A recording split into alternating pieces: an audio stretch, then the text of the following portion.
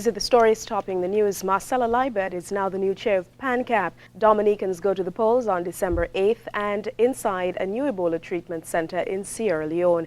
Good afternoon. Welcome to ZIZ Midday Newscast. Today is Thursday, 6th November 2014. I'm Ebony Brandon. Now we take a look at the midday developments in details. The Federation's Minister of Health, Honorable Marcella Liebert, is the new chair of PANCAP, the Pan-Caribbean Partnership Against HIV/AIDS. Minister Liebert's election by her Caribbean colleagues took place at PANCAP's 13th annual general meeting, now taking place in Guadeloupe. It is being held under the theme Positioning the Partnership for Post-2015. In a post on social media, Minister Liebert said priority areas for discussion are sustainability and elimination of stigma and discrimination. She also posted that as Minister of Health, it is a pleasure for her to assume a position that allows for the continuation of positive assistance to persons suffering with HIV/AIDS. Minister Liebert's service begins next year. Prime Minister, the Right Honorable Dr. Denzel Douglas, has reported that he enjoys a cordial relationship with Nevis's Premier, Honorable Vance Amory, and its Deputy Premier, Honorable Mark Brantley. Dr. Douglas remarked, however, that it appears that Honorable Brantley does not understand how government operates, and attributed what he described as Brantley's wild public statements on matters of government to this unfortunate lack of knowledge. Well, generally, we have a cordial relationship. We have a cordiality. Even Mr. Brantley, there's a cordiality, but then he gets into these tantrums, I would call them, where he just simply, speaks widely when he doesn't understand the workings of a government. Just over 3,000 homes have already benefited from the recently implemented Light Exchange and Distribution LED program, a collaborative initiative by the Ministry of Energy and the Sugar Industry Diversification Fund. An additional 15,000 homes in St. Kitts and 6,000 on Nevis are expected to be reached by the end of December 2014. Starting in December 2015, all residents of St. Kitts and Nevis will see significant reductions in the energy costs, a move that project coordinator Jaron Joseph says has been getting excellent feedback. With a 45-member team, Joseph says every village in St. Kitts so far has been visited and installations will resume this Saturday, November 8th. The team works during the weekday hours of 5 p.m. and 10 p.m. and on weekends from 9 a.m. to 9 p.m. Installations take on average 7 minutes. In regional developments, Dominican voters will go to the polls on December 8th, 2014. Prime Minister, the Honorable Roosevelt Skerrit, made the announcement during an address to the nation, which was broadcast live on Dominica television and radio Wednesday afternoon. Nomination day will be Wednesday, the 19th day of November 2014. General elections and the date on which the Commonwealth of Dominica will determine its political, social, and economic future is Monday, the 8th day of December 2014. Trinidad and Tobago needs to push its tourism sector more strongly, according to Spain's ambassador to the country, Jose Maria Fernandez Lopez de Tosorio. The ambassador, who recently paid a courtesy call on the country's trade minister, Vasant Bahraf, urged Trinidad and Tobago to ramp up its promotion of opportunities. Spain's envoy was meeting Bahraf at his office in Port of Spain this week. The United States government is hoping to strengthen its relationship with Ghana, hoping to fight drug trafficking and money laundering. Ivor Wharton has the details.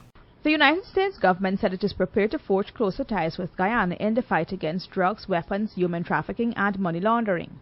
Chargé Affairs of the United States Embassy Brian Hunt, at a reception at the ambassador's residence last evening, said it is noted that Guyana has made significant steps in the fight against organized crime through the establishment of the Serious Organized Crimes Unit, but the United States stands ready to work with the Guyana government and other international partners to ensure that the unit has the necessary training and assistance to operate effectively.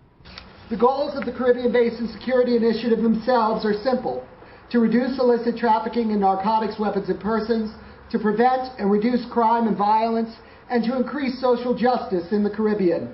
Achieving these goals, however, is a far more complex process and requires ongoing partnership and coordination at all levels of our governments as we seek to disrupt and dismantle well-established and well-financed criminal organizations. The reception was held in honor of General John F. Kelly, commander of the United States Southern Command. General Kelly is on a 2-day visit to Guyana. The Southern Command is tasked with overseeing all U.S. military operations in Latin America and the Caribbean, which includes planning operations and security cooperation. This, Hunt said, coincided with the growth in security cooperation between the U.S. and Guyana under the Caribbean Basin and Security Initiative. Security force actions must be complemented by a robust program of investigative and prosecutorial activities which result in the successful conviction and imprisonment of criminal elements. Moreover, increased collaborative efforts must be undertaken to seize the financial assets of criminal organizations and dismantle their sophisticated money laundering networks. Despite having money laundering legislation on the books, the authorities have failed to effectively use the legislation. The country is also faced with the possibility of further sanctions by the international body, the Financial Action Task Force, FATF, over its failure to comply with the necessary requirements. In international developments, the first of 6 British centers for treating people suffering from Ebola is opening in Sierra Leone. Built by the British Army, the facility will be jointly run with the charity Save the Children. Clive Marley has further details. Welcome to Sierra Leone and this Ebola treatment center paid for by British taxpayers and built by British Army engineers. It's hard to believe that just 8 weeks ago this 7-acre site was scrubland. Now it's a fully functioning treatment center. Let me just show you around the place a little bit. Potential Ebola victims will be taken through here to the triage area, which is just on the left. This is where it will be established by health workers whether or not they are suffering potentially the effects of the disease. And as you can see, there is a perspex screen there to divide the health workers from potential victims.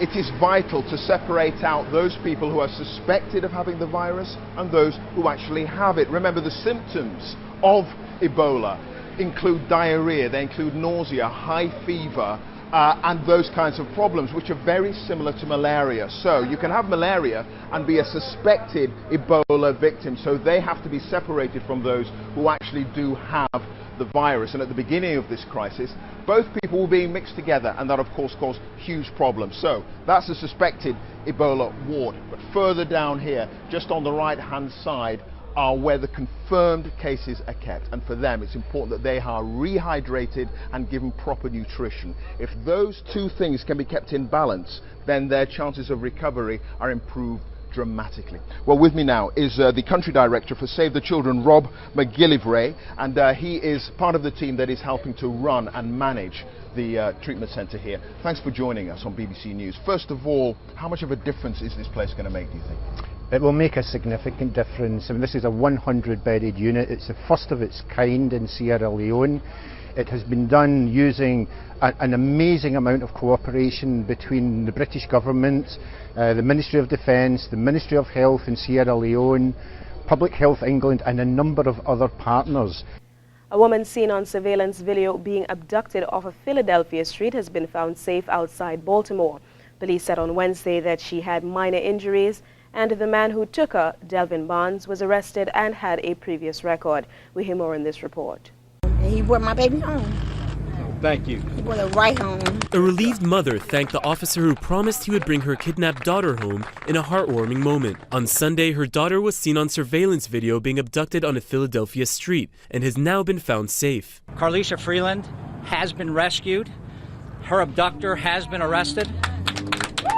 Police said Wednesday that Carlisha Freeland Gaither was found in Jessup, Maryland, and the man that took her, identified as Delvin Barnes, was arrested and had a previous record. He is being currently held on a warrant based out of the Charles City County, Virginia Sheriff's Office for attempted capital murder, assault, malicious injury with acid, explosives, or fire. In the past 2 days, police and federal authorities had released a stream of images from surveillance cameras in Maryland and Philadelphia. Federal agents aiding in the multi-state search for her had released supermarket security video of a man they said was a person of interest. A timestamp indicates the video was recorded 8 hours before Freeland Gaither disappeared. Salim As-Said, Associated Press. In the weather forecast today, this afternoon, we can expect occasional showers. Temperatures today are expected to reach a high of 30 degrees and a low tonight of 25 degrees. Winds will blow from the east at a speed of 15 to 25 miles per hour. This evening's sunset is predicted to be at 5:36 p.m. That brings us to the end of the ZIZ Midday Newscast. Join us on radio this evening, 96.1 FM at 6:30 for the news package, and right here on ZIZ Television Channel 5 at 7 p.m. for these stories and more in detail. I'm Ebony Brandon. Have a lovely afternoon.